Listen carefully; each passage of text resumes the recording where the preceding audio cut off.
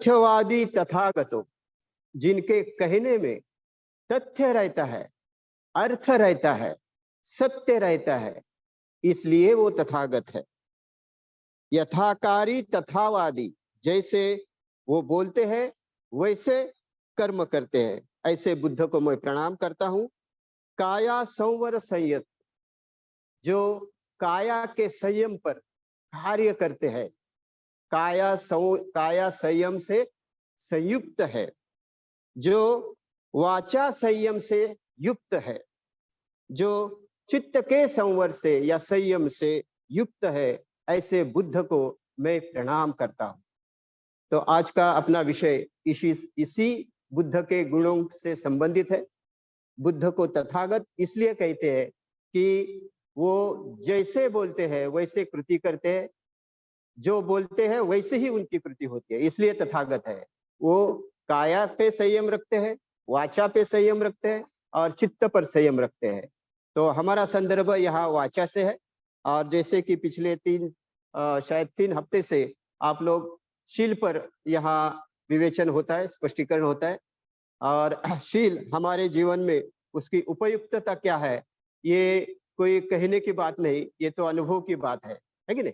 जैसे शील इस शब्द का अर्थ होता है मोरालिटी या बिहेवियर, जिसे हम हिंदी में नैतिकता कह सकते हैं, है कि नहीं। तो इस नैतिकता के बगैर मनुष्य जीवन सुखी नहीं हो सकता। और निश्चित ही सभी सजीवों को सुखपूर्वक रहने के लिए जो परिस्थिति चाहिए, वो परिस्थिति केवल नैतिक आचरण करके ही हम निर्माण कर सकते हैं, ऐसे बुद्ध के विचार है।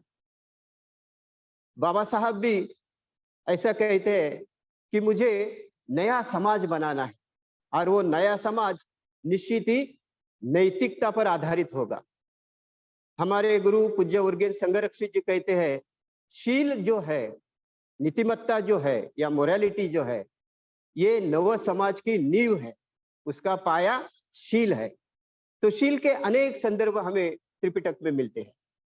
जैसे पंचशील है, 10 पारमिता में सत्य पारमिता है, अष्टांगिक मार्ग में सम्यक वाचा है। ऐसे अनेक संदर्भ, दशशील में भी वाणी का उल्लेख 4 प्रकार से आया है। तो इस तरह से त्रिपिटक के बहुत जगह है हमें शील का संदर्भ मिलता है। तो ऐसे शील का पालन हमें करना चाहिए, और ये क्यों करना चाहिए ये भी हम लोग जानते हैं। हमें अगर सुखपूर्वक जीवन जीना है, जैसे मैं भी सुखपूर्वक जीना चाहता हूँ, वैसे दुनिया का हर एक सजीव सुख ही चाहता है। हमारे जीवन का उद्देश्य अगर किसी से पूछा तो वो यही कहेगा कि मैं सुखपूर्वक जीना चाहता हूँ, मैं आनंदी रहना चाहता हूँ। तो हर एक सजीव की यही भावना होती है। तो स्वयं आनंदित रहने के लिए दूसरे किसी को दुख ना दे, किसी का अपमान ना करे, किसी की निंदा ना करे, कभी असत्य ना बोले, चोरी ना करे, हिंसा ना करे, व्यभिचार ना करे, और अपनी बुद्धिमत्ता जो है इसको शाबूत रखने के लिए जिसे कहते हैं सुरामेरय, मतलब मद्यपान ना करे। ये सारी बातें हमें करनी होगी, और शीलों की इसलिए आवश्यकता है कि हम सुखपूर्वक जीना चाहते हैं। तो आज हम देखेंगे यहाँ जो चौथा शील है, मुसावादा वेरमणि, इस पर हम थोड़ा बहुत विवेचन करेंगे या उसका स्पष्टीकरण करेंगे। तो ये जो शील है, ये हम कह सकते हैं कि 2 बातों पर आधारित है।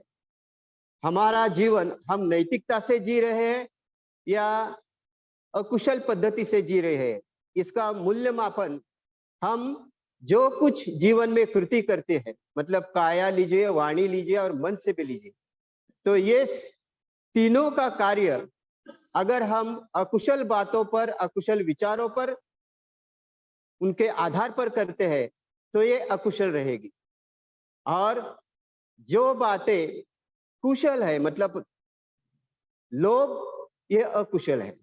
जैसे तथागत एक संदर्भ में कहते हैं, लोभोतीव, अकुशलं अलोभोति कुशलं मोहो वच्छं अकुशलं अदोषोऽत्यो कुशलं मोहो वच्छं अकुशलं अमोहो कुशलं। जिस जिस विचार में, जिस वाणी के कर्म में या शरीर के कर्म में लोभ है, आसक्ति है, अटैचमेंट है, ये सारी बातें अकुशल है। और जो जिस विचार में, जिस कर्म में, जिस कृति में लोभ नहीं, वो सारी बातें, मतलब जो अलोभ है, जो दान है, जो समावेश करना है, जो देना है, ऐसी बातें जहां आते हैं, अलोभ की बातें, वो सारी बातें कुशल है। जिस कृति में दोष रहता है या द्वेष जिसे हम कहते हैं, हिंदी में या मराठी में उसको द्वेष कहते हैं या क्रोध कह सकते हैं ना, तो क्रोध या द्वेष की भावना से जो भी कर्म हम करते हैं, काया से लीजिए, वाणी से लीजिए, मन से लीजिए, ये सारी बातें अकुशल है। और जिसमें ये द्वेष नहीं, जहां मैत्री भावना है, जहां समाविष्ट करने की, एक दूसरे के साथ सहजीवन सुखपूर्वक करने की, मैत्री से करने की है, वो सारी बातें कुशल है।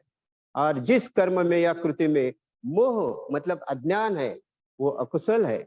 और जिसमें अज्ञान नहीं, प्रज्ञा है, जागृति है ना, वो सारी बातें कुशल है। तो शीलों का जो विभाजन है वो इस तरह से किया है।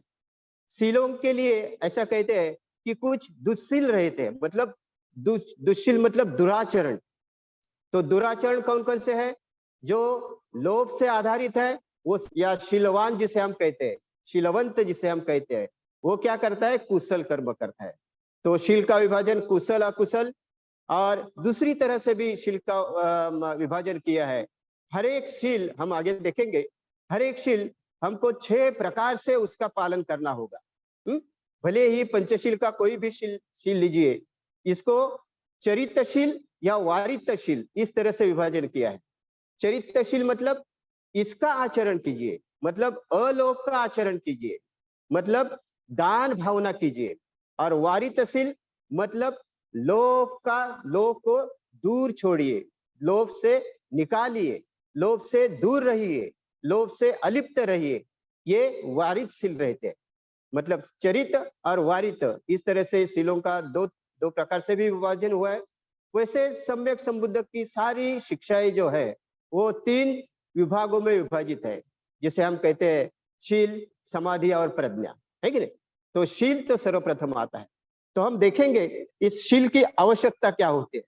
जैसे ही हम देखते हैं हमारा खुद का जीवन जीते समय, अभी भी आज भी अगर आते समय आपने टीवी देखा होगा या मोबाइल पर न्यूज सुने होंगे, तो निश्चित ही आपका हृदय निश्चित ही कांप गया होगा।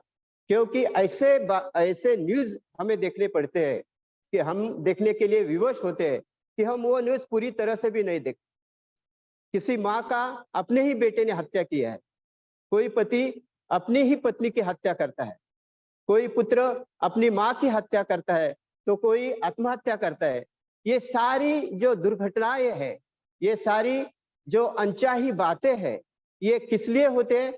क्योंकि मनुष्य के जीवन में उसने शील को समझा नहीं, वो शिलाचरण जानते नहीं और वो शिलाचरण करते भी नहीं।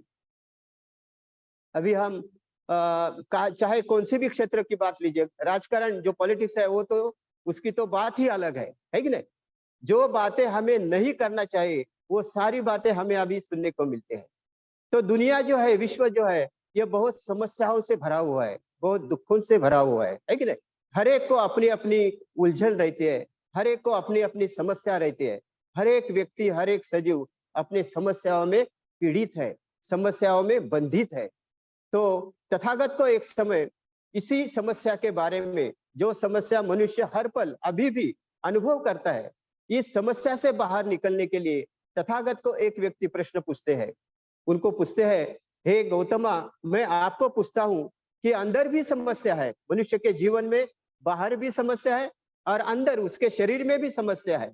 शरीर में हम जिसे अपना शरीर समझते हैं, वो रोग को क्या होता है, अधीन होता है, उस पर हमारा नियंत्रण नहीं रहता है। हम निरोगी रहना चाहते हैं, मगर हमारा आरोग्य कभी ना कभी क्या होता है, आरोग्य की समस्या निर्माण होती है।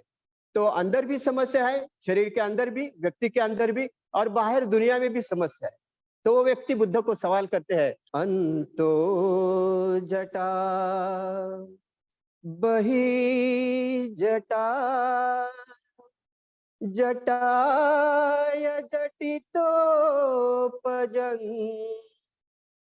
तं तं गौतम पुच्छामि कोई मं विजटये जटंती। अंतो जटा, शरीर के अंदर भी समस्या है। कभी हमारा सांस नहीं चल पाया, आता हुआ श्वास अगर हम छोड़ नहीं पाए तो भी हमारा मृत्यु है। पेट लीजिए, हृदय लीजिए, फुफ्फुसे लीजिए, हर शरीर के अवयव में कुछ ना कुछ समस्याएं निर्माण होती है और मनुष्य का जीवन समाप्त हो जाता है। अंतो जटा वही जटा, बाह्य दुनिया में कितनी समस्या है। जो बातें सुननी नहीं चाहते चाहिए वो बातें हम सुनते हैं। माँ का पुत्र पर आरोप होता है, भाई भाई से लड़ता है, मनुष्य में अलग अलग तरह के भेद किए जाते हैं, है कि नहीं। तो इस तरह से बाह्य दुनिया में भी समस्या है। अंतो जटा बही जटा जटाय जटितं पजंग, या समस्याओं से ये प्रजा, ये लोग, ये दुनिया, ये विश्व के सजीव, ये क्या हुए, पीड़ित हुए, बंधित हुए। तो हे गौतम, मैं आपको पूछता हूं कि इस समस्या से कौन बाहर निकालेगा। बुद्ध उन्हें उत्तर देते हैं, जवाब देते हैं, सीले पतिठा नरो सपयो चित्तं व्यसन भाति आतापि निपको भिक्खु सो इमं विजटयति। सीले पतिठाय नरो सुपयो चित्तं पय्यं स्वभावयं।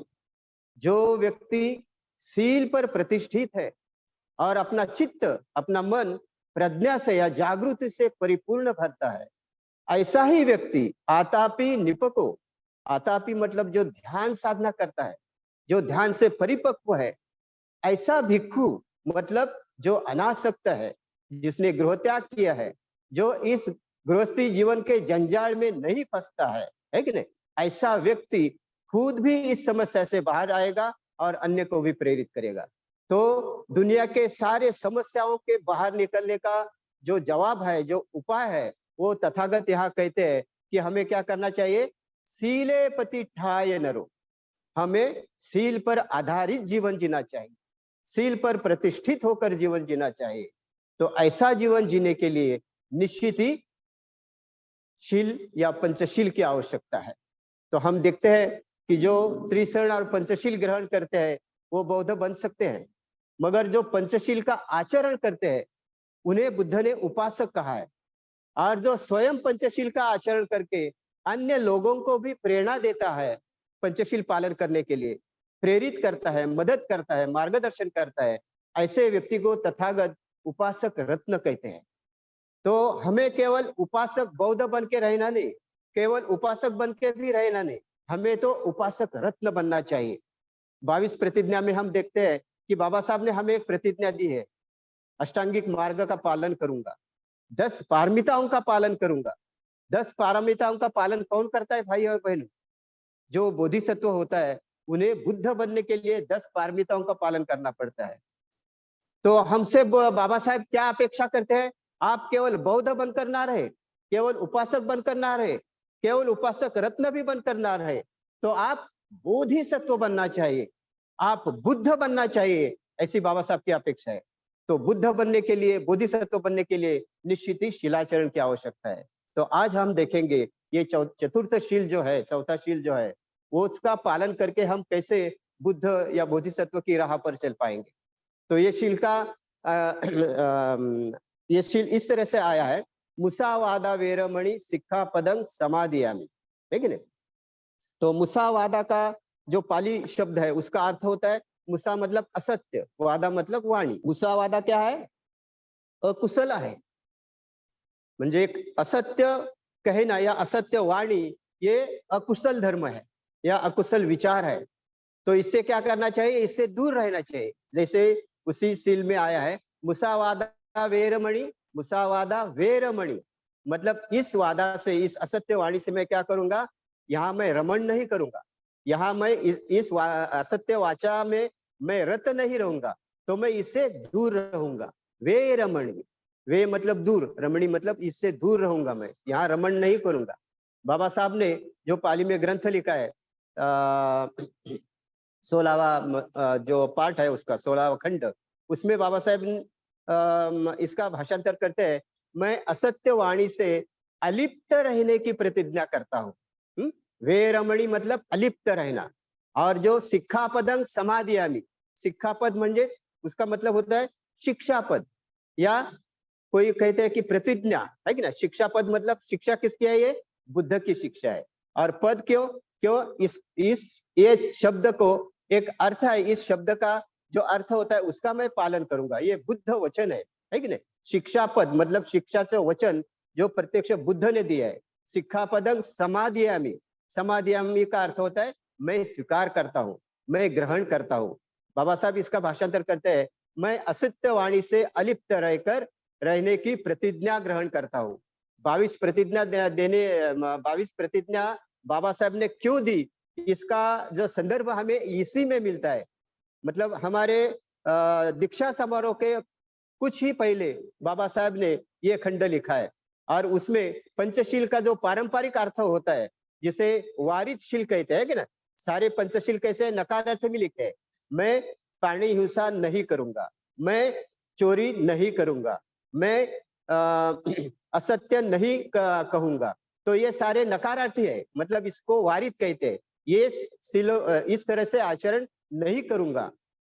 तो बाबा साहब ने उसका चरितशील में भाषांतर किया है, मैं असत्य वाणी से अलिप्त रहने की प्रतिज्ञा धारण करता हूँ। तो 22 प्रतिज्ञाओं का जो संदर्भ आता है वो इसी से हम समझ सकते हैं कि बाबा साहब क्या ने इसको प्रतिज्ञा क्यों कहा है। पंचशील पालन को या पंचशील ग्रहण को जो पारंपरिक रीत्या ग्रहण करता है, ऐसा उसका अर्थ होता है, मगर बाबा साहब ने इसको प्रतिज्ञा के रूप में बदल किया, उसका परिवर्तन किया है। मतलब जब भी हम संकल्प करते हैं, जब भी हम प्रतिज्ञा करते हैं, तब भी हम उसके जैसा आचरण करते हैं। हम जैसा विचार करते हैं वैसे कृति करते हैं। तो हम अगर पंचशील का स्वीकार करते हैं, तो पंचशील स्वीकार करने की प्रतिज्ञा, पालन करने की प्रतिज्ञा भी हमें करना है। इसलिए बाबा साहब यहाँ प्रतिज्ञा ये के अर्थ से यहाँ भाषांतर बाबा साहब ने किया है। हमारे गुरु कल्याण मित्र पूज्य उर्गेन संघरक्षी जी इसका भाषांतर, विधायक भाषांतर इस तरह से कहते हैं कि सत्यतापूर्ण संवाद से मैं मेरी वाणी को शुद्ध करता हूं। भंते कहते हैं केवल ये प्रतिज्ञा नहीं, तो इस प्रतिज्ञा का पालन करके ही मैं मेरी वाणी शुद्ध बन सकती है। जैसे अन्य तीन या बाकी 4 ही शीलों में आप देखते हैं कि उसका मैत्रीपूर्ण कर्म करके मैं मेरा शरीर शुद्ध करता हूँ, है कि नहीं? मुक्त हस्त से दान करके मैं मेरा शरीर शुद्ध करता हूँ। शांति, सादगी और संतुष्टि का पालन करके मैं मेरा शरीर शुद्ध करता हूँ। ये शरीर के 3 विधायकशील है, बाद में वाणी का चौथा जो विधायकशील है वो इस तरह से है, और बाद में मन का भी विधायकशील है। तो इसको चरित और वारित समझने के लिए बुद्ध ने जो बातें कही है वो चरित वारित में कही है, बाबा साहब ने उसको प्रतिज्ञा में परिवर्तित किया है। और पूज्य भंते महास्थविर संघरक्षित इसको क्या करते हैं, अपना शरीर अगर आप शुद्ध करना चाहते हो तो इस शील का पालन करो। शुद्धता किसको नहीं चाहिए, है कि नहीं? हम दैनंदिन जीवन में भी रोजाना स्नान करते हैं, रोजाना नया कपड़ा परिधान करते हैं। आजकल तो क्या चलता है, फॉग चलता है कि नहीं? तो ये सारी बातें हमें अच्छी लगती है, मगर हम हमारे मन की शुद्धता कब करें, हम हमारे वाणी की शुद्धता कब करें? सिंपल बात है, अगर हम पानी भी लेते हैं तो पानी पीते समय हम उस ग्लास में कुछ देखते हैं, कोई गंदगी तो नहीं, है कि नहीं? हम हमारी भगिनी जब भाजी को साफ करते हैं तो भाजी भी चाहे शायद चावल भी जो उसका राइस बनाने के पहले उसमें कोई कचरा तो नहीं, इसमें कोई छोटे छोटे पत्थर या अन्य कोई चीजें तो नहीं, इसको निकाल कर फेंक देते हैं। हमारा घर हम एयर कंडीशन रखते हैं, हमारा मन हम गुड कंडीशन में कभी रखेंगे। तो जो बौद्ध है उनका ये कर्तव्य है कि शीलों का पालन इसलिए करे ताकि हम शुद्ध जीवन जिए, है कि नहीं? हम हमें हवा शुद्ध लगती है, पानी शुद्ध लगते हैं, कपड़े शुद्ध लगते हैं, हमारा मन शुद्ध हमें करना चाहिए, हमारी वाणी भी हमें शुद्ध करना चाहिए, हमारा शरीर हमें शुद्ध रखना चाहिए। तो इसलिए शीलों का पालन हमें आवश्यक है। शीलों का पालन हमें निश्चित ही 3-4 बात 1-2-3 बातें हम देखेंगे। शील पालन से या पंचशील पालन से क्या लाभ होते हैं, बाद में हम इस चतुर्थशील का थोड़ा सा और विश्लेषण करेंगे, उसके उदाहरण भी कुछ देंगे। मगर जनरली शील का जो पालन है, जो पंचशील पालन करता है और जो पंचशील पालन नहीं करता है, उसकी तरफ आप देखते हो तो निश्चित ही आपको ज्ञात होगा या आपको अनुभव होगा, जो शीलों का पालन नहीं करता, जो दुराचरण व्यक्ति करती है उसका हमेशा अधोगति होती है, उसको कहीं भी सम्मान प्राप्त नहीं होता, वो दरिद्र होता है, क्योंकि उसका सारा पैसा मद्यपान में, जो अलग अलग व्यसनों में, अलग अलग गलत स्थानों पर उसका पैसा, उसकी संपत्ति खर्च हो जाती है। वो मद्यपान की वजह से उसको कोई मान नहीं देता, सम्मान नहीं करता, और बुरी संगत के कारण वो कुकर्म भी करता है। इस तरह से जो शील का पालन नहीं करता उसको उसके परिणाम भुगतने पड़ते हैं। मगर जो शील का आचरण करता है, पंचशील का पालन करता है, शील का पालन करता है, उसको अनंत लाभ होते हैं। बुद्ध कहते हैं जो शील का पालन करता है उसको सर्वप्रथम वैभव प्राप्त होता है। क्यों? अगर वो शील का पालन करता है तो कोई व्यसन नहीं करेगा, किसी गलत मित्र के संगति में नहीं रहेगा, कहीं भी अपनी संपत्ति खर्च नहीं करेगा। वो क्या करेगा? कष्टपूर्वक अपनी संपत्ति प्राप्त करेगा। जैसे मराठी में कहते हैं कि घामाच्या धाराने म्हणजे स्वतःच्या कष्टाने तो पैसा कमवतो, हो कि नहीं? वो चोरी नहीं करेगा, तो इसलिए उसकी संपत्ति बढ़ जाती है, उसका वैभव बढ़ जाता है। दूसरी बात होती है, जो शील का पालन करते हैं वो कहाँ भी जाए, कौन से भी सभा में जाए, वो बहुत ही स्वाभिमान पूर्वक जाता है। क्यों? क्योंकि वो ऐसा महसूस करता है, मैंने कभी चोरी नहीं की, मैंने किसी गाली नहीं दी, मैंने किसी का अपमान नहीं किया, निश्चित ही मैं कुशल कर्म करता हूं, तो वो बहुत ही सम्मान पूर्वक कौन से भी सभा में जाएगा। और ऐसा शीलवान व्यक्ति जहां कहीं भी जाएगा तो उसका सम्मान होता है, लोग उसका सत्कार करते हैं, है कि नहीं? हम यहाँ जो पुष्प देते हैं, हार देते हैं अलग अलग लोगों को, अलग अलग व्यक्तियों को, क्यों? क्योंकि उनके शिलाचरण से प्रभावित होकर वो अच्छे कर्म करते हैं, इसलिए हम उनका सम्मान करते हैं, है कि नहीं? तो शिलाचरण व्यक्ति जहां कहीं भी जाएगा लोग उसका स्वागत करेंगे। यहाँ अगर कोई मध्यपी आया तो तुरंत ही हमारे लास्ट में जो बंधु बैठा है वो उसको यहाँ से निकालेगा, बोलिए जाइए, आप यहाँ विहार में आप मत बैठिए, क्योंकि आप लुढ़क रहे हैं, यहाँ वह गिर रहे हैं, कुछ गंदी बातें कर रहे हैं, आपको संतुलन नहीं है। तो इस तरह से शील पालन से क्या होता है? हमारा वैभव बढ़ता है, हमारा सम्मान बढ़ता है, हमारी कीर्ति चहु बाजू में फैल जाती है। बुद्ध कब जन्म है? उनका जन्म कब हुआ है? 2500 पहले। बोधिसत्व डॉक्टर बाबा साहब अम्बेडकर लीजिए, है कि नहीं? अभी तक उनकी पूजा की जाती है, उनकी वंदना की जाती है। किस लिए? उनके शिलाचरण के लिए। तो उनका सम्मान किया जाता है, उनकी कीर्ति फैल जाती है हर जगह पे। ऐसा कहते हैं कि जो शिलाचरणी व्यक्ति है वो इसी जीवन में सुखकारक जीवन जी लेता है, और मृत्यु भी उसको आया तो उसको मृत्यु भी कैसा आया? जागृत अवस्था में, मतलब सुखपूर्वक मृत्यु आता है। उसकी कोई हत्या नहीं करता, उसका कोई खून नहीं करता, क्योंकि वो कोई गलत कर्म नहीं करता। देखिए किसी ने गलत कर्म किया हो तो उसको उसी का प्रतिसाद, उसी का परिणाम वो उस कृति के जैसा ही इसी जीवन में मिलता है। तो इस तरह से शील पालन से हमें अनंत लाभ है, और ऐसा आगे वर्णन है कि अगर हम शील पालन जीवन भर करते हैं तो निश्चित ही हमारी मनोवस्था उच्च होती है, हम श्रोतापन्न हो सकते हैं, हम अरहत हो सकते हैं, हम बुद्ध भी बन सकते हैं। बुद्ध एक समय में कहते हैं, भिक्षुओं को कहते हैं, भिक्षुओं मैं आपको एक ही बात कहता हूं कि आप अपने मन से ये जो लोभ है, द्वेष है, और मोह है, इन 3 बातों को निकालिए। मैं आपको जामीन देता हूँ, मैं आपको गवाही देता हूँ, तो आप निश्चित ही अर्हत बन सकते हैं।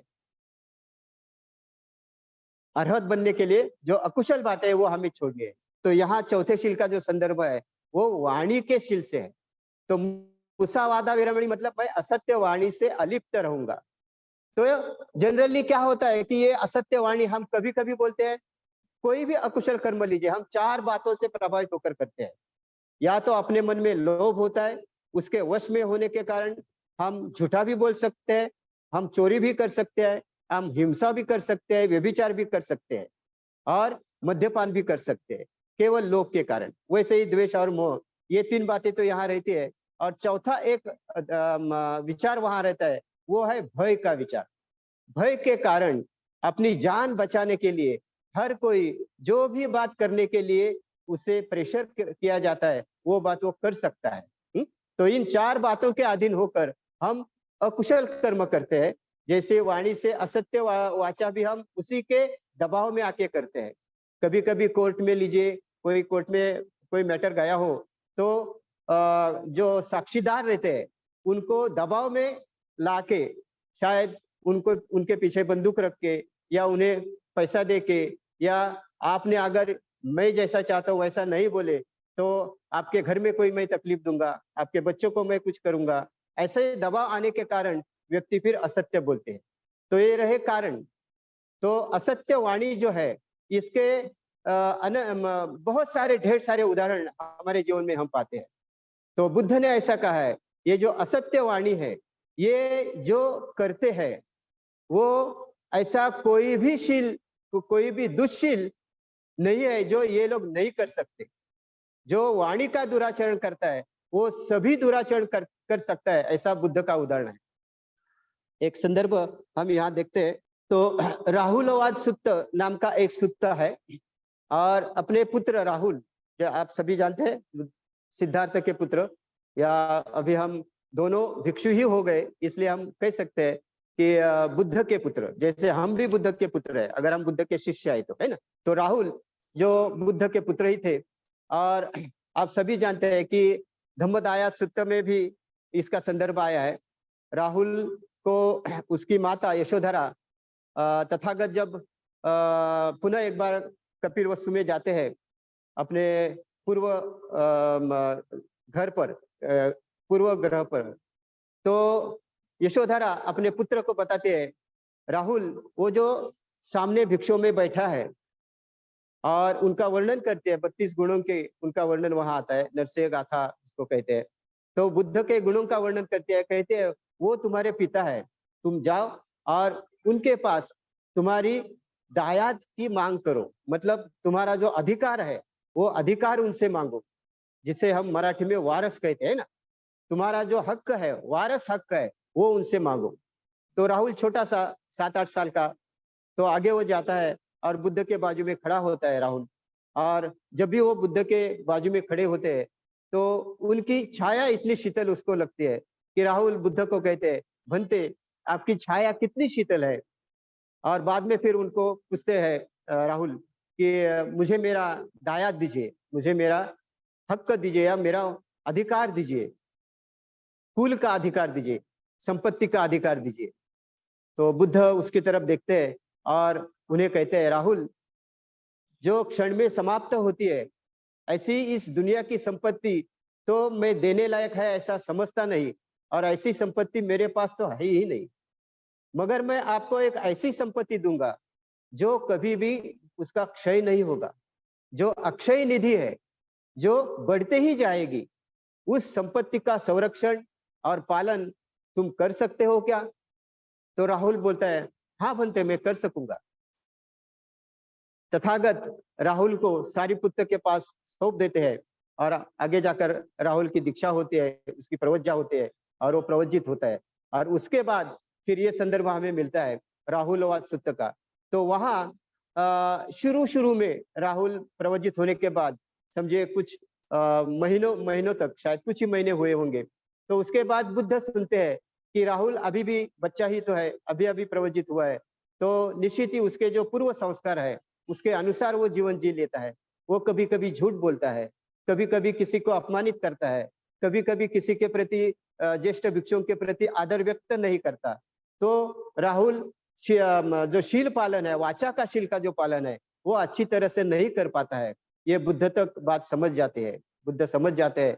और एक समय फिर बुद्ध राहुल के पास आते हैं और वहाँ मध्यम निकाय में ये संदर्भ आता है। आप भी पढ़ सकते हैं यहाँ, कि शायद आप में से कुछ लोगों ने पढ़ा भी होगा।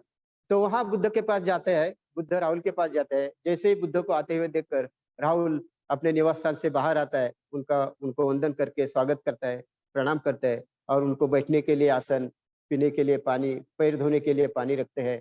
और फिर तथागत उठते हैं, अपने हाथ पैर धोते हैं, मुंह धोते हैं। और जो पात्र था, उस पात्र में थोड़ा सा ही पानी बचा था। उस पात्र में, हाथ धोए हुए पात्र में, पात्र के पानी की तरफ बुद्ध राहुल को इशारा करते हैं और कहते हैं, राहुल, इस पात्र में ये जो अभी पानी है, इसका क्या उपयोग हो सकता है? राहुल कहते हैं, बनते भगवान, इस पानी का कोई उपयोग नहीं होगा, इस पानी तो फेंकने लायक है। तो बुद्ध राहुल को समझाते हैं, राहुल, इसी तरह से जो जानबूझकर झूठ बोलता है, निंदाजनक बोलता है, कठोर बोलता है, ऐसी व्यक्ति को जिस समाज में वो रहता है, वो समाज ऐसे ही अपने से फेंक देता है। समाज ऐसे व्यक्ति से दूर रहता है। तो कभी भी तुम झूठ जो है, वो बातों का अपने मुंह से उच्चार नहीं करना है। फिर उसी पात्र को भगवान उल्टा करते हैं और राहुल को बोलते हैं, क्या राहुल, इस पात्र में अगर कोई पानी डालने की कोशिश की, तो क्या इस पात्र में पानी रहेगा? राहुल उसका जवाब देते हैं, नहीं बनते, क्योंकि ये उल्टा हुआ है, इसके अंदर कुछ भी नहीं बचेगा। तो राहुल, इसी तरह से जब भी कोई धम्म श्रवण की बात हो, जब भी कोई शिलाचरण की बात, तो हमें ग्रहण करना चाहिए। इस उल्टे पात्र के जैसे हमें उल्टा नहीं रखना चाहिए, मन से, दिल से उसको ग्रहण करना चाहिए और उसका आचरण करना चाहिए। तो इसी तरह से 2-3 उदाहरण देकर बुद्ध राहुल को वो बात समझाते हैं और राहुल को कहते हैं, राहुल, केवल वाणी का ही नहीं, मैं कहता हूं, जब भी कोई तुम्हारे मन में कोई भी, काया से लीजिए, वाणी से लीजिए, या मन में भी जो कोई विचार है, वो कर्म अगर आप करते हो, तो करते समय तुम्हें ये देखना है, इस कर्म से किसी को तकलीफ तो नहीं होगी, किसी का अपमान तो नहीं होगा, किसी को दुख तो नहीं होगा, या मुझे कोई दुख नहीं ना होगा। तो इस तरह से तुम्हारे और सामने वाले को, जिसके प्रति तुम कृति करते हो, उसकी तरफ भी आप देखो और सोचो कि अगर इससे कोई दुख नहीं होगा, यातना नहीं होगी, तो निश्चित ही ये कर्म तुम कर सकते हो। मगर जब भी तुम जानोगे कि निश्चित ही इससे मुझे दुख होगा या सामने वालों को दुख होगा, तो ऐसी बात तुम कभी करना नहीं। भूतकाल में भी तुमने जो कोई कर्म किए है, उसका भी तुम्हें ऐसा स्मरण करना है कि भूतकाल के मेरे कर्म से अगर किसी को दुख हुआ है, किसी का अपमान हुआ है, किसी को प्रताड़ित किया है मैंने, तो तुम्हें राहुल ये बात स्वीकार करनी होगी। तुम्हें अपने आचार्य से या उपाध्याय से जाकर इस बात के लिए क्षमा याचना करनी होगी, उनके सामने रखनी होगी। और जिस व्यक्ति से प्रति तुमने ये अकुशल कर्म किया है, उसको जाके क्षमा याचना करनी होगी। और आगे भी भविष्य में जब भी तुम ऐसी बात करोगे, तभी भी तुम्हें ऐसा ही विचार करना चाहिए। संक्षिप्त में राहुल को बुद्ध बताते हैं, कोई भी कर्म वर्तमान में कर रहे हो, भूतकाल में किया हो या भविष्य में करने जा रहे हो, ये करने के पहले या करने के बाद भी, करते समय भी हमेशा हमें क्या सोचना चाहिए, मेरे इस वाणी के कर्म से, मतलब असत्य वाचा से, कठोर वाचा से, निंदाजनक वाचा से या व्यर्थ पलाप से, जो व्यर्थ बातें हम करते हैं ना, उससे सामने वाले को तकलीफ तो नहीं होती है ना, ये हमें देखना है। या उसको अपमानित तो नहीं होता है ना, ये हमने देखना है। और अन्य किसी को भी अगर इसके प्रभाव में दुख मिलता है, तो ऐसी बातें हमें नहीं करनी। अगर की गई होगी तो उसके प्रति हमें क्षमा याचना करनी है। ऐसी बात बुद्ध राहुल को बताते हैं। और फिर राहुल, तभी से ऐसा संदर्भ मिलता है कि राहुल अपनी वाणी की ओर देखते हैं। चतुर्थ जो शील है, अर्थात भिक्षुओं के अनंत बहुत सारे शील है, 227 ऐसे कुछ भिक्षुओं के शील है। तो राहुल फिर आगे जाके शीलों का आचरण करता है और एक अग्र भिक्षु राहुल बन जाते हैं। आज भी जो संघ पूजा हम करते हैं उसमें हम राहुल की भी पूजा करते हैं। तो चतुर्थ जो शील है वो निश्चित ही व्यक्ति के, अगर हम देखते हैं व्यक्ति कैसा बनता है, काया वाणी और मन से बनता है ना। हमारा व्यक्ति का शरीर रचना देखिए, हमारा हमारी आंखें खुली होती है, हमारा मुंह भी खुला होता है, हमारे कान खुले होते हैं, है कि नहीं? मगर हमारी जो वाचा है, जिस वाणी से हम बोलते हैं ना, हमारी ये जो जीभ है, ये इसके चारों ओर क्या रखे है, दांत रखे हैं, 32 दांत रखे हैं उसको संरक्षण करने के लिए। और मुंह में भी अपनी जीभ, जिस वाणी से हम बोलते हैं ना, वो बंद रखते हैं। क्यों? ये अगर खुली रही, इसका अगर दुरुपयोग किया तो ये 6 इंच की भी नहीं होती है। ये 6 इंच की जीभ ये क्या करते हैं, 6 फुट इंसान को 60 मील दूर फेंक देते हैं, वाणी का अगर दुराचरण किया। तो इस वाणी को, इस जीभ का हमें उपयोग किस तरह से करना चाहिए, सामने वालों का आदर करके और सत्य वचन बोल के। सत्य वचन अगर हम नहीं बोलते हैं तो ढेर सारे दुष्परिणाम हमें मिलते हैं। लोग हमें क्या कहेंगे, ये झूठा है, ये क्या है, ये द्वेषी है, ये कठोर है, ये कठोर हृदय का है, ये निंदा नालिस्ती करता है, ये व्यर्थ बड़बड़ करता है। ऐसी लोग हमारी निंदा करेंगे, हमें हमसे दूर रहेंगे। तो इस शील का पालन करने के लिए निश्चित हमें क्या करना है, काटेकोर मतलब बहुत ही गंभीरता से हमें इस शील के पालन के लिए तैयार रहना है। और इस शील का पालन, जैसे हम देखते हैं कि हमारे नाम से कुछ लोग हमें पहचानते हैं, जिनको हमारा नाम मालूम होगा वो लोग हमारे नाम से पहचानते हैं, मगर हम कैसे शब्दों का उच्चार करते हैं, इस शब्द से भी हमें लोगों का प्रतिसाद मिलता है। हम अगर कठोर बोलते हैं, किसी के प्रति अनादर व्यक्त करते हैं, तो निश्चित ही बिना जाने भी लोग समझते हैं, अरे ये कोई अच्छा आदमी नहीं, इसका क्या कहते हैं, इसकी जीभ ठीक नहीं है कि नहीं, इसकी वाणी ठीक नहीं है। तो इस तरह से चतुर्थ शील जो है उसको दुराचरण करने के जो दुष्परिणाम है वो भी हमें इसी जन्म में मिलते हैं। और इसलिए हमें मुसावादा वेरमणि, जो आगे जाके अष्टांगिक मार्ग में चतुर्थ जो सम्यक वाचा है उसमें 4 प्रकार की वाचा बताई है, आगे जाके हम वो भी देखेंगे। मगर अभी पंचशील में सत्य वचन से मैं मेरी वाणी शुद्ध करता हूँ, ऐसी प्रतिज्ञा हमें लेनी चाहिए, ऐसे भंते संरक्षित जी कहते हैं। तो उसी का आधार लेकर हम हमारी वाणी शुद्ध कर सकते हैं। हमारे गले में कितने अलंकार है, हमारे हाथ में कितने चेन है, इससे हमारा शरीर शुद्ध नहीं होता, हमारा गला भी शुद्ध नहीं होता। तो इस कंठ से आप कैसी वाणी बोलते हो, उससे आपका आदर सत्कार किया जाता है। एक संदर्भ और हमें मिलता है, एक राजा का उदाहरण वहां है, और वो राजा का एकुलता एक में उसको पुत्र था, अर्थात जिसे राजपुत्र कहते हो। और बहुत बड़ा होने के बाद, मतलब समझिए 16-17 साल का होने के बाद उसका बहुत ही अच्छी तरह से लालन पालन किया जाता है, जो चाहे वो उसको दिया जाता है। राजपुत्र रहता हो, बड़े वैभव में रहता है, और सारे शायद दुर्गुण भी उसमें निर्माण होते हैं। उसका लालन पालन करते समय उसको, उस पर जो संस्कार किए जाते हैं, उससे वो बहुत वाणी से भी दुष्कर्म करता है, मतलब उसकी वाणी कठोर बनती है, वो लोगों को अपमानित करता है, किसी का सम्मान नहीं करता। उसके राज्य में जो भी सरदार थे, जो भी सेवक थे, सबके प्रति वो बहुत ही दुष्टता से पेश आता है, बहुत ही दूरवाणी से वो पेश आता है।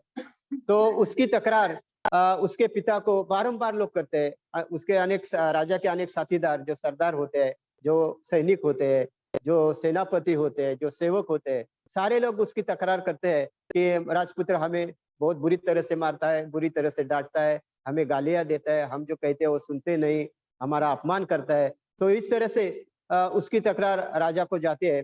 फिर राजा अपने राज्य में जाहिर करता है कि जो कोई इस मेरे राजपुत्र को अच्छी आदतें लगाएगा उसको मैं सम्मानित करूंगा। तो फिर बोधिसत्व ये बात सुनते हैं और वो खुद जाते हैं। बोधिसत्व मतलब एक वहां उस समय के एक अच्छे व्यक्ति या ज्ञानी व्यक्ति, तो वो जाते हैं और राजपुत्र के लेकर वो घूमने जाते हैं, और कुछ दिन उनके साथ रहकर राजपुत्र के लेकर वो गार्डन में जाते हैं। और जाते समय रास्ते में कुछ पेड़ लगाए होते हैं, पौधे लगाए होते हैं जानबूझकर। वहां नीम का भी पेड़ था, कड़ू नीम जिसे हम कहते हैं उसको। तो चलते समय वो जो राजपुत्र है उस पेड़ के सामने आता है और उसका पन्ना एक तोड़ता है और अपने मुंह में डालता है, और बहुत ही कड़वा है ऐसा देखकर बहुत ही अपने मुंह में उसने जो पान लिया था उसको थूक के वो डायरेक्ट उस पेड़ को उठाता है और फेंक देता है। तो बोधिसत्व या ज्ञानी व्यक्ति उसको कहता है, राजपुत्र आपने इस पौधे को क्यों फेंक दिया? तो वो कहता है वो अभी छोटा, इतना छोटा है तभी वो इतना कड़ू है, इतना ये नीम एकदम ज्यादा ही कड़ू है, तो आगे जाके भविष्य में तो इसकी सारे पानी निश्चित ही कड़ू रहेगा और इसका कोई उपयोग ही नहीं रहेगा।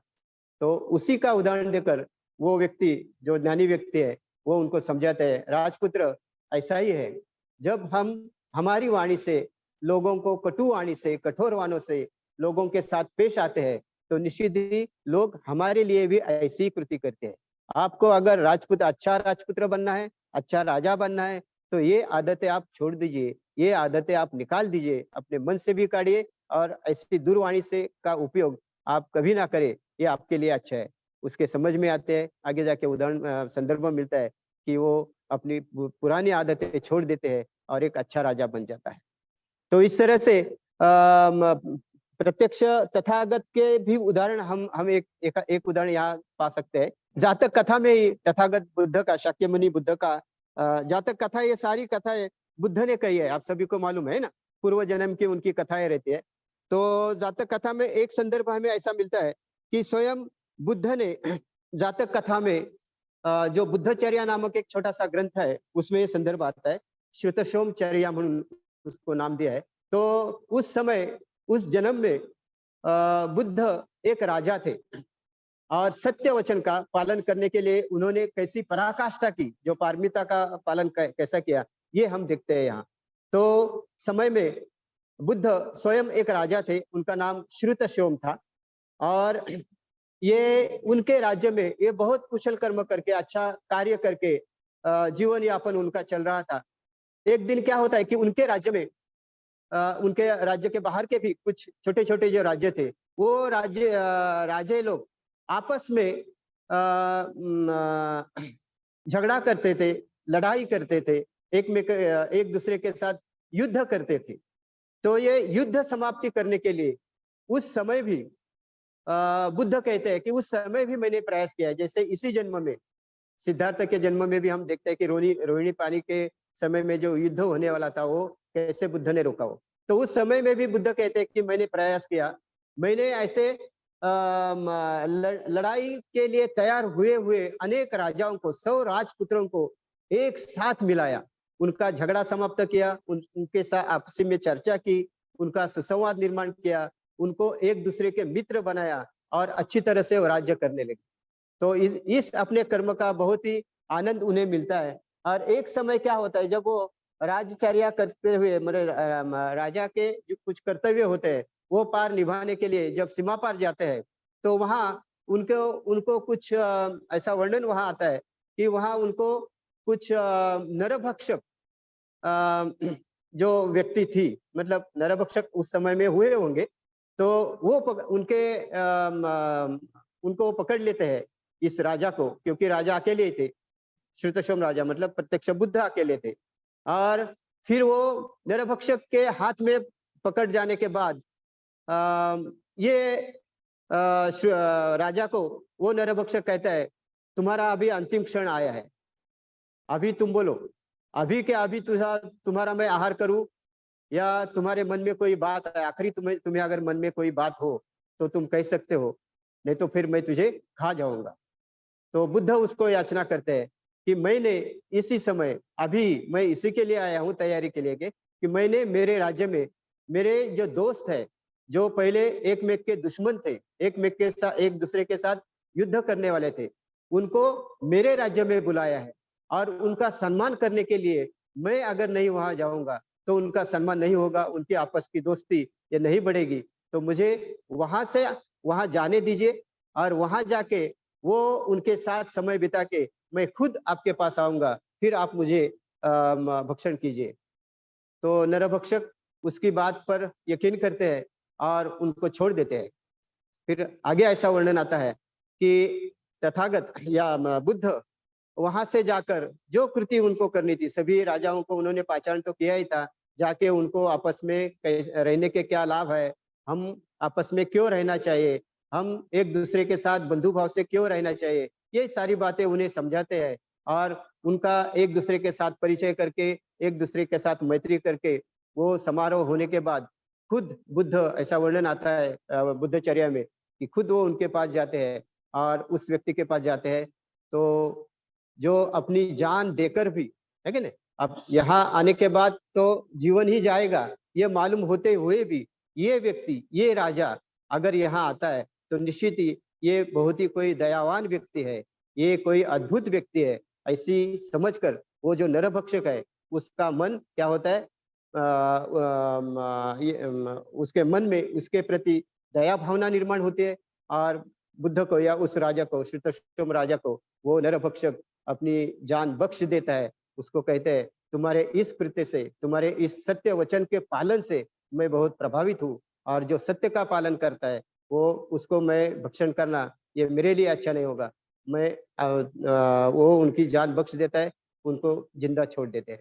तो बुद्ध वहां कहते हैं कि इस तरह से अनेक जीवन में मैंने सत्य वचन का, जो 10 पारमिता में, वो 10 पारमिताओं का मैंने पारमिता, उपपारमिता, इस तरह से जो 30 पारमिता है उनका अच्छी तरह से पालन किया है। इसका साक्ष्य मेरा ये जीवन है। तो सत्य का पालन करने के लिए, अपनी जान भी देने के लिए बुद्ध तैयार रहते हैं।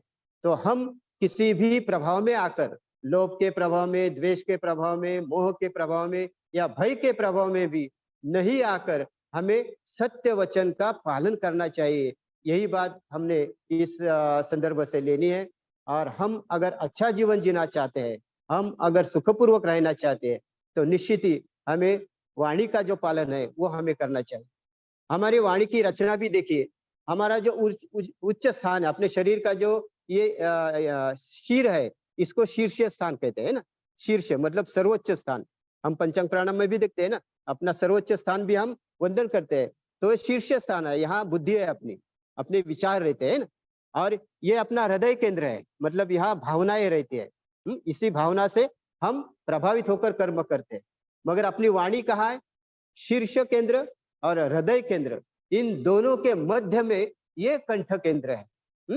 मतलब अपनी बुद्धि और भावना, इन दोनों को अभिव्यक्त कौन करता है? अपना कंठ करता है। तो वाणी ऐसे बोलिए, मन का आपा खोल, औरों को शीतल करे, खुद भी शीतल हो, है कि नहीं? इस तरह से हमें क्या करना चाहिए? अपनी वाणी इस तरह से बोलिए कि दूसरों को भी वो शांत करे। और वाणी का सदुपयोग हमें इस तरह से करना चाहिए, जैसे कबीर कबीर जी कहते हैं, ऐसी जगह बैठिए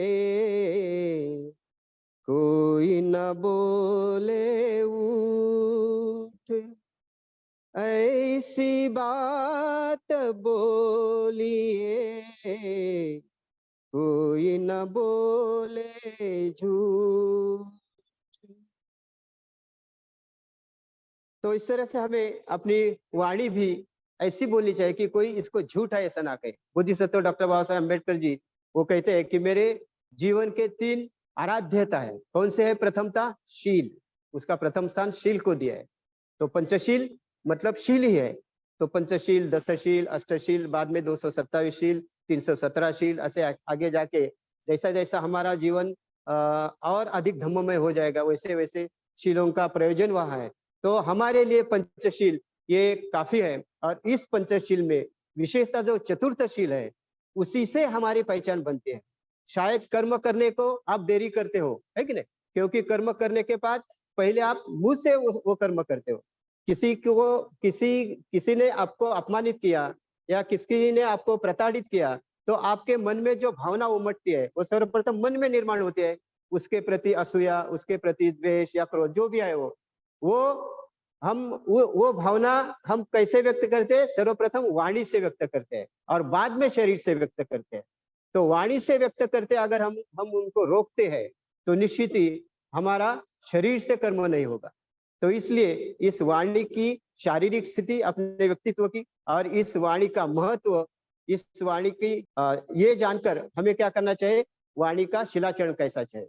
आपका रंग रूप कोई देखता नहीं, आपके शब्द कैसे है ये देखते हैं, है कि नहीं? कोकिला आप जानते हैं, सब लोग, छोटा सा पंछी रहता है, काला सा रहता है, मगर उसके शब्द कितने मधुर रहते हैं। लता मंगेशकर आप जानते हो, इतनी क्या सुंदर नहीं थी, जैसे वो हेमा मालिनी या अन्य कोई एक्ट्रेस के जैसी नहीं थी, फिर भी उनके वाणी के आज भी लोग दीवाने हैं, है कि नहीं? मधुर वाणी उनकी, अनेक लोगों को उनके वाणी ने प्रभावित किया है कि नहीं? कितना मंजूर उनका स्वर था। तो ऐसी वाणी हमें बोलनी चाहिए, मधुर शब्द से बोलनी चाहिए। हमारे वाणी से किसी को अपमानित नहीं करना है, हमारी वाणी निंदाजनक नहीं होनी चाहिए, हमारी वाणी में व्यर्थ बड़बड़ नहीं होनी चाहिए। ऐसी इस तरह से हम अगर इस शील का पालन करते हैं तो निश्चित ही जो अपेक्षा बाबा साहब ने की है, केवल बौद्ध बनने की, उपासक बनने की, उपासक रत्न बनने की नहीं, तो बोधिसत्व बनने के लिए बाबा साहब की हमारी तरफ से, हमारी ओर से अपेक्षा है। तो बोधिसत्व हम कब बनेंगे? सत्य आचरण का, सत्य सत्य के शील का हम पालन करेंगे, सत्य पारमिता का पालन करेंगे, जैसे श्रुतशोमचर्या में स्वयं बुद्ध कहते हैं। तो मुझे लगता है कि आज के इस सत्र में जो चतुर्थ शील है कि नहीं? मैं झूठ नहीं बोलूंगा, मैं सत्य ही कहूंगा। इस चतुर्थ शील का हमने थोड़ा बहुत विवेचन किया है, कुछ उदाहरण भी दिए हैं।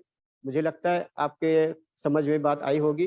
आप सभी ने मुझे ध्यानपूर्वक सुना। अगर कुछ मुझसे गलती हुई होगी तो मुझे माफ कीजिए, मगर मेरे समझ में जो आया वो मैंने आपको बताने की कोशिश की। अंत में मैं एक छोटा सा संदर्भ देके मेरा इस शील पर जो विवेचन है वो समाप्त करूंगा। हम जो भी कोई कर्म करते हैं भाई और बहनों, वो अपने समझ के अनुसार करते हैं।